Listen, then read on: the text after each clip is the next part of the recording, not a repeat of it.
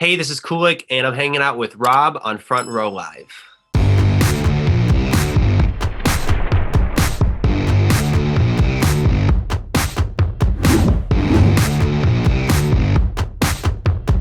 I love your vibe. I love your voice. I love your style. Talk to me about like the creative process of yelling in a quiet neighborhood for you. Yeah, well, first of all, thank you. I appreciate that. I'm glad you're checking it out.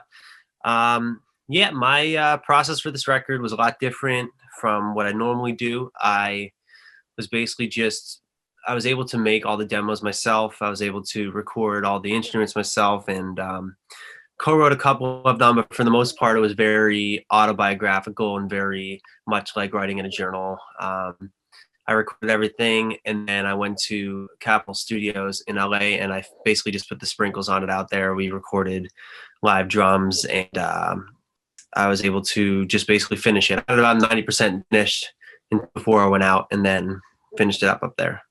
And like a little bit about the creative process of this as far as like the writing goes. Like, we do, as listeners, we do feel that you're getting, very raw, very vulnerable with your audience on this album. What was that experience like for you? Was that something that, naturally just happened for you, or was that something that you kind of had to learn to do before you were okay to kind of release or record this music? I don't know if I would call it disassociation from it, but I kind of always wrote that way and didn't give a shit that it was actually uh like me. Like I always wanted to be so transparent that I could never get called out for it. Of like, oh, well, you said you felt this way, but you actually didn't, or if that makes sense. So like I always wrote from a journal perspective, and then I just let it out, and if people like it, great. Because my main reason for writing is to feel connected to other people. So I like to write very personal lyrics, and then when people relate to it, I'm like, okay, they really relate to me then because this was completely real. Uh, I would say that was a big difference in writing this record compared to my older music, because my older music was a lot of, I was working with other producers who produced the songs instead of myself, whereas this one I self-produced this whole record. Um, and I was also co-writing a lot, and we're trying to make more of like radio hits, whereas this record was like, all right, I'm going through a lot of shit, I'm just going to write this, and I still have the, let's make a hit in the back of my mind, but it was really, really much more personal, and not very poetic, just very, here's how I feel, verses, and then the chorus is like, here's how I feel but bigger. you know so very, very personal and very autobiographical for sure. And you did mention like this is pretty much how you journal. So how do you transition it from being a journal entry to now a lyric or a song? Yeah, I've been trying to explain this a little bit better. I feel like there's like three or four different ways you make a song. So sometimes if the melody comes first, like for instance, "Just Be Friends," that melody came first, like like that was the melody, and then I wanted to make words fit in that dictation and melody. Other times I'm just in the mood to write a certain mood, so I'll make the whole track on the laptop and then I'll write to the track. There's other times where it's journaling, where I just write what I want to write, and then I will figure out how to make rhymes. So like they might not be exactly what the journal entry is, but I'll make it more into a song after I journal it. But my favorite kind is when it just kind of comes to you and you sit down with an acoustic, or you sit at the piano and you just start singing a melody.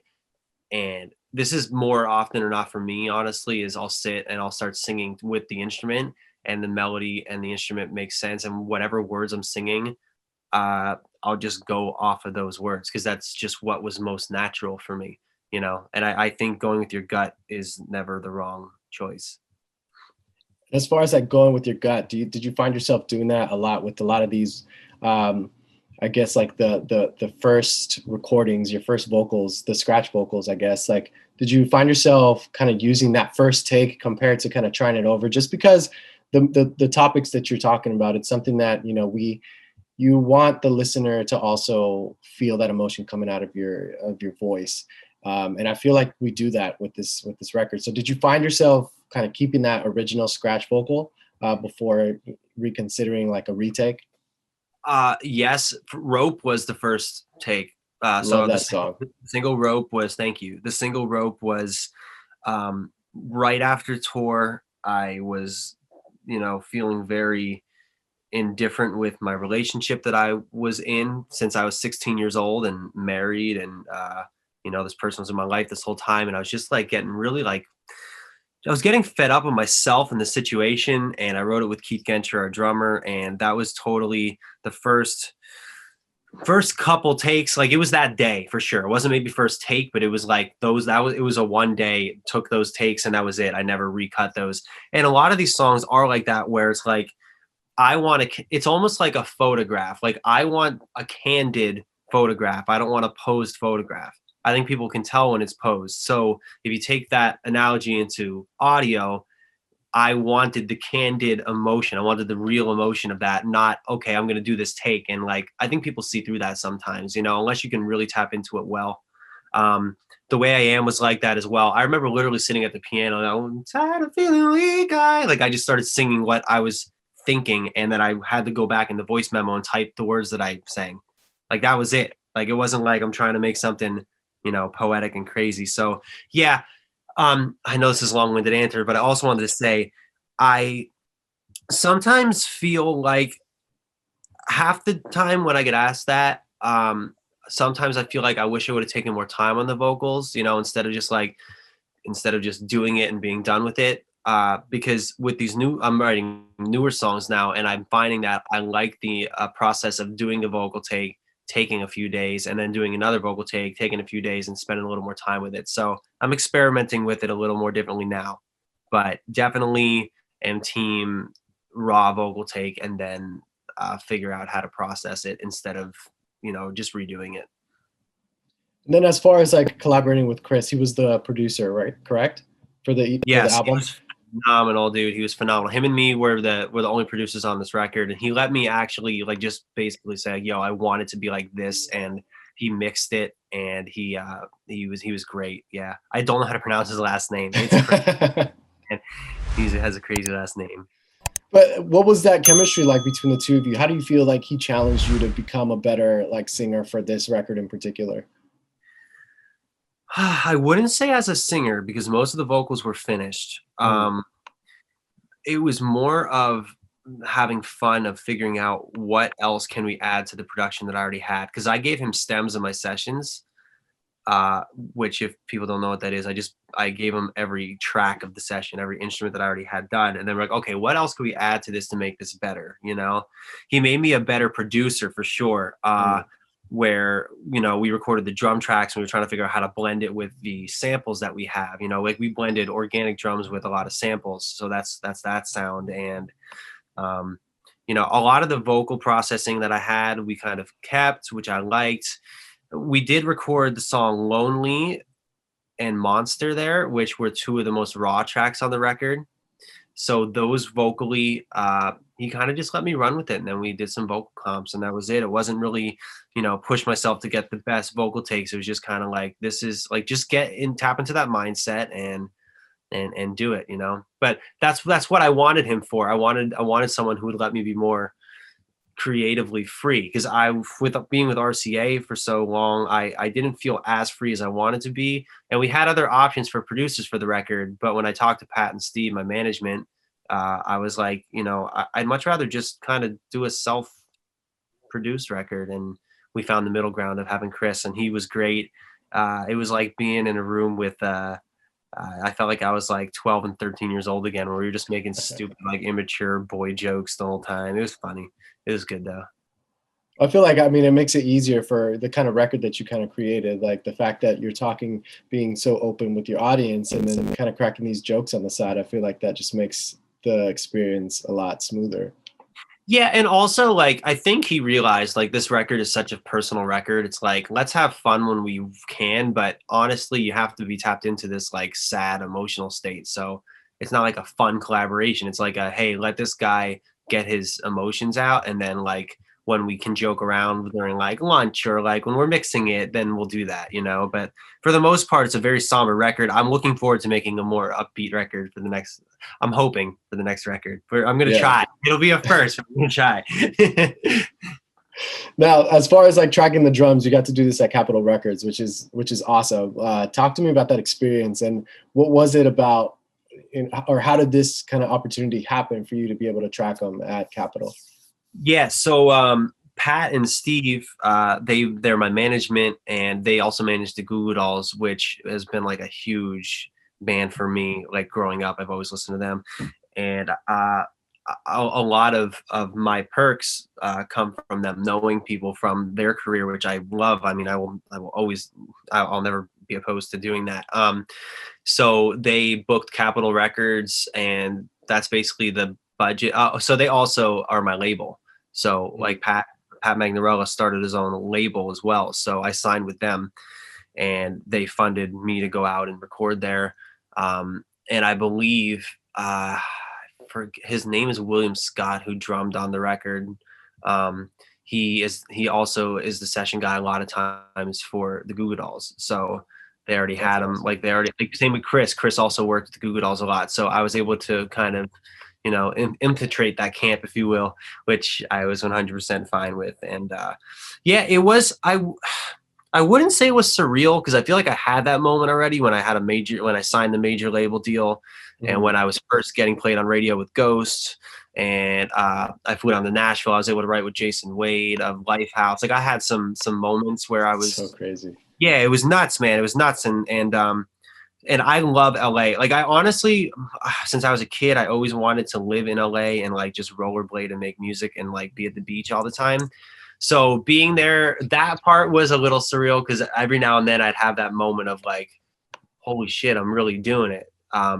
But honestly, for me, the process was difficult because at the same time I was going through, like I said, like a huge life change.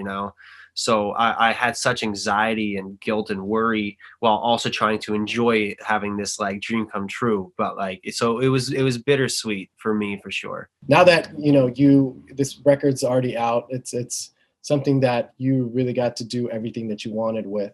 Um, what was that the biggest challenge that you feel you faced in creating this album? Biggest challenge. I honestly didn't find it challenging. The biggest challenge right now is not being able to tour, Right. uh, which I keep talking about in every interview I have, obviously. But it's like, what do you do now that the record's out? You make more content. Uh, but the making the actual record, there, I didn't face any challenges. I was very grateful for that. It went smooth. I made what I wanted, and we finished it, and mixed and mastered easy, and we made content easy. It was a very, very good, smooth process.